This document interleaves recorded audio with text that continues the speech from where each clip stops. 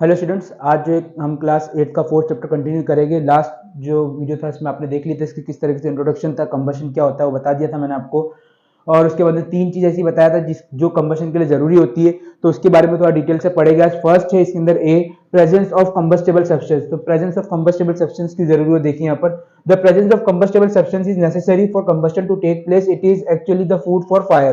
तो सबसे पहली बात यहाँ पर ये बोल रहा है कि जो कंबस्टेबल सब्सटेंस होता है अगर वो ही नहीं होगा तो यहाँ पर आग लगेगी कैसे, ये सोचिए आपके।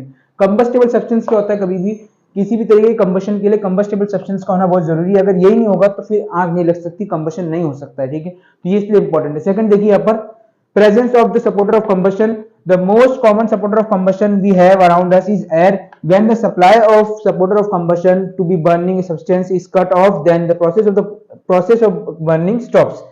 तो यहाँ पर ये क्या बोल रहा है सेकंड, कि जो सपोर्टर होता है कंबशन का वो क्यों जरूरी है। देखो जो सपोर्टर होता है ना कंबशन का, वो क्या करता है, उसको कंटिन्यू बर्न करने के लिए जो है वो रखता है, ठीक है, बंद करने कंटिन्यू बंद करता रहता है उसको। तो अगर सपोर्टर ही नहीं होगा तो ये कंबशन की जो प्रोसेस है रुक जाएगी अपने आप ही। जैसे हमारे पास जो सबसे कॉमन अपने अराउंड होता है सपोर्टर कंबशन का, वो क्या होती है, एयर होती है, ऑक्सीजन होती है, ठीक है, जिसकी वजह से कंटिन्यू जो है वो कंबशन होती रहती है, बर्निंग होती रहती है।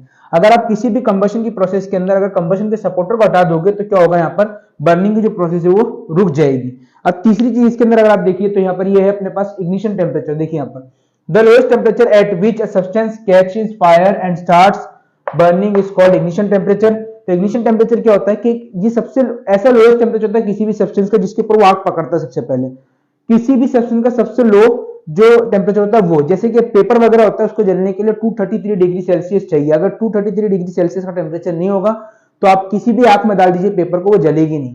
पेपर जो अगर उसको जलाना है तो आपको जो आग का टेम्परेचर है 233 डिग्री से ऊपर होना चाहिए, 233 डिग्री होना चाहिए कम से कम, उसके नीचे होगा तो पेपर नहीं जलेगा। इसके अंदर दो पॉइंट और इग्निशन टेम्परेचर के अंदर इनफ्लेमेबल सब्सटेंसेस। ये देखिए the substances which have very low ignition temperature and can easily catch fire are called inflammable substances. Example petrol, kerosene, LPG, CNG, etc. तो देखिए यहाँ पर क्या बोल रहा है, इनफ्लेमेबल सब्सटेंसेस क्या होते हैं कि वो सब्सटेंसेस जो क्या जिसका जो इग्निशन टेम्परेचर होता है वो क्या होता है, काफी लो होता है। इस तरीके के सब्सटेंस रहते हैं, ये जल्दी आग पकड़ लेते हैं, इनको क्या बोला जाता है, इनफ्लेमेबल सब्सटेंसेस बोला जाता है, जैसे कि पेट्रोल, केरोसिन, एलपीजी और सीएनजी वगैरह।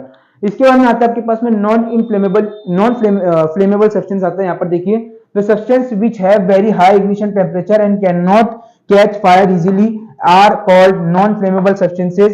Example coal, charcoal, cow dung, ETC. तो यहाँ पर देखिए क्या बोल रहा है कि जो नॉन फ्लेमेबल सब्सटेंसेस होते हैं इनका इग्निशन टेम्परेचर क्या होता है, हाई होता है। क्या होता है, हाई इग्निशन टेम्परेचर होता है। इसकी वजह से क्या होता है कि आराम से जो आसानी से जो आग नहीं पकड़ पाते हैं, तो इनको क्या बोला जाता है, नॉन फ्लेमेबल सब्सटेंस बोला जाता है। एग्जांपल है कोल, चारकोल और काउडंग वगैरह।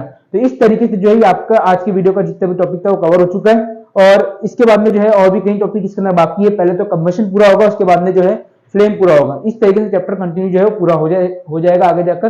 तो होपफुली आपको समझ में आ गया होगा। अगर फिर भी कुछ समझ में आपको नहीं आता है तो आप कमेंट कीजिए। Thank you.